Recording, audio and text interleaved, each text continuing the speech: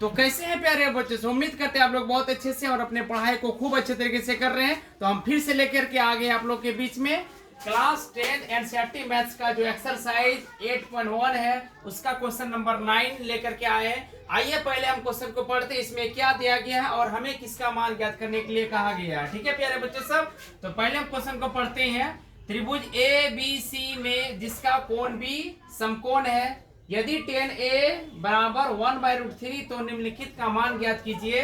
मतलब हमें जो है एक त्रिभुज दिया गया है जिसका में जो है कोण B समकोण है। ठीक है, तो पहले हम जो है इसमें एक त्रिभुज बना लेते हैं। उससे पहले जो दिया गया है उसको हम लोग पहले लिख लेते हैं। ठीक है प्यारे बच्चे से, उसको लिखते हैं हम लोग गिवन क्या दिया गया है। आइए पहले जो दिया गया है वो है एक त्रिभुज बनाना है, त्रिभुज ए बी सी। ठीक है, तो एक त्रिभुज हम लोग बना लेते हैं पहले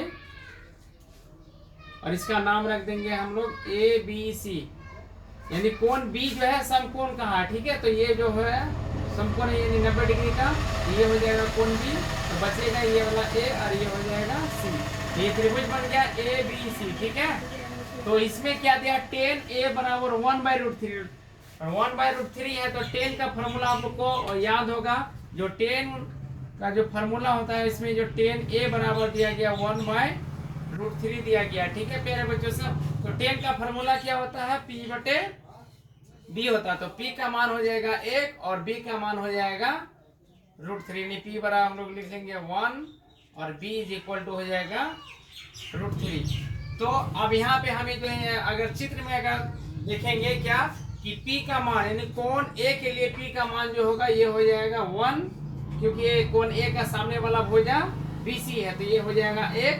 और उसके बाद जो B का मान होगा कोण A के लिए B का मान हो जाएगा ये √3। ठीक है, तो ये हो जाएगा √3 और हमें जो है यहाँ पर किसका मान ज्ञात करना होगा, H का मान। ठीक है, तो H का फॉर्मूला हम लोग जानते हैं, पाइथागोरस प्रमेय से जो है निकालना होगा। तो पहले हम लोग लिखते हैं पाइथागोरस प्रमेय से H बराबर फॉर्मूला आप लोग को याद होगा, H बराबर फॉर्मूला होता है √p² प्लस b²। अब P का मान देखिए ऊपर में कितना है, 1 है, तो 1 का हो जाएगा स्क्वायर और प्लस B का मान अगर देखें तो ये है √3, तो √3 का हो जाएगा स्क्वायर। उसके बाद जो हम लोग फिर से बराबर देंगे, √अंडर है तो √अंडर और 1 का स्क्वायर 1 ही होगा और √3 का अगर स्क्वायर गए तो स्क्वायर और रूट कट जाएगा तो बचेगा क्या 3। तो 1 और 3 को जोड़ेंगे तो ये हो जाएगा √4 और 4 का वर्गमूल होता है 2। ठीक है, तो यहाँ से H का मान जो हमें मालूम हो गया कितना 2। ठीक है, अब जो हमें P B H तीनों पता हो चुका, तो हमें जो 1 नंबर का सवाल है उसमें क्या दिया गया है, जो एक नंबर सवाल को पहले हम लिखते हैं और इसका मान ज्ञात करते हैं। तो 1 नंबर सवाल में है प्यारे बच्चों सब sin A into cos A, तो यही हम लोग को लिखना sin A into cos C है। ठीक है, और प्लस cos A यहाँ पे इंटू छिपा हुआ sin C।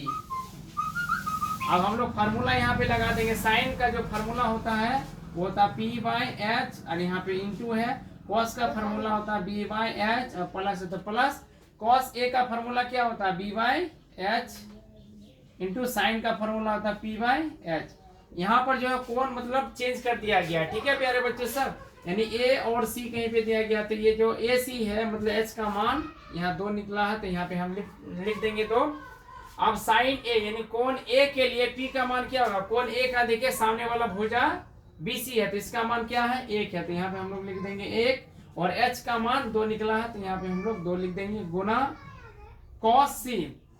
कोण C के लिए जो होगा प्यारे बच्चों, ये कोण C है, यहाँ पे देखिए चित्र में कोण C का सामने वाला जो भुजा है ये है AB और इसका मान है √3, तो ये तो P का मान होगा, ये P यानी लंब होगा। लेकिन यहाँ पर जो है कोण C के लिए B का मान अगर देखें तो कोण C के लिए B का मान कितना होगा 1 होगा, तो हम लोग को यहाँ 1 लिखना है। ठीक है, और H का मान 2 है तो 2 लिख देंगे, प्लस है तो प्लस।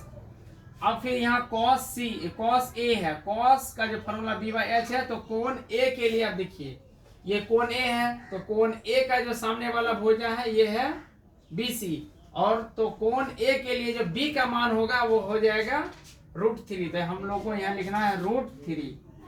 और h का मान 2 होगा गुना साइन c। कौन c के लिए जो है प्यारे बच्चों से p का मान क्या हो जाएगा, कौन c के लिए p का मान जो होगा √3 हो जाएगा। ठीक है, तो यहाँ पे हमें लिखना है √3 और बाय h का मान 2 होगा।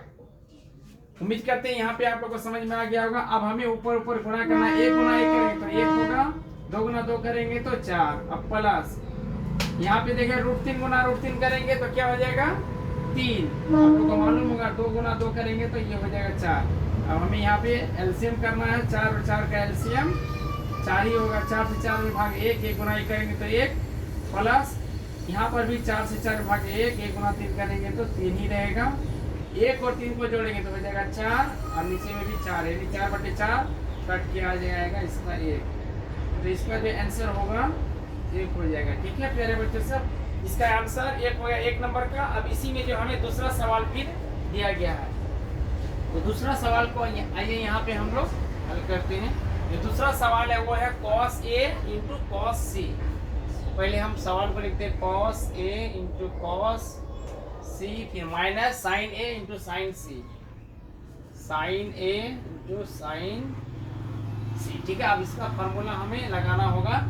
cos का जो फॉर्मूला होता है वो होता है b/h, तो यहाँ पर भी b/h, माइनस sin का जो फॉर्मूला होता है वो होता है p/h इंटू यहाँ पर भी p/h। लेकिन यहाँ पे जो कोण को बदल दिया है, तो cos A यानी कोण A के लिए जो b का मान होगा, कोण A के लिए b का मान हो जाएगा √3, तो हमें यहाँ लिखना √3 और h का मान 2 हो जाएगा गुना cos C। कोण C के लिए जो b का मान होगा, कोण C के लिए b का मान क्या हो जाएगा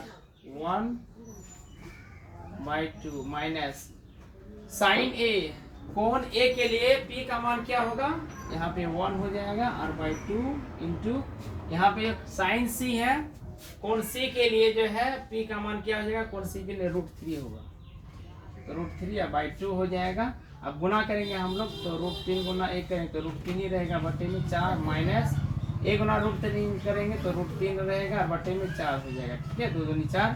अब हमें यहाँ देखना क्या है, प्लस में √3/4 है और यहाँ पे माइनस में √3/4 है। ठीक है, तो ये जितना माइनस है उतना ही प्लस है, तो ये दोनों कट जाएगा और इसका मान हो जाएगा 0, तो ये हो जाएगा इसका आंसर। तो ये इसमें जो 2 सवाल दिया गया था और दोनों सवाल हमने जो बना दिया। उम्मीद करते हैं आप लोग बहुत शानदार तरीके से इस प्रश्न को समझ गए हैं।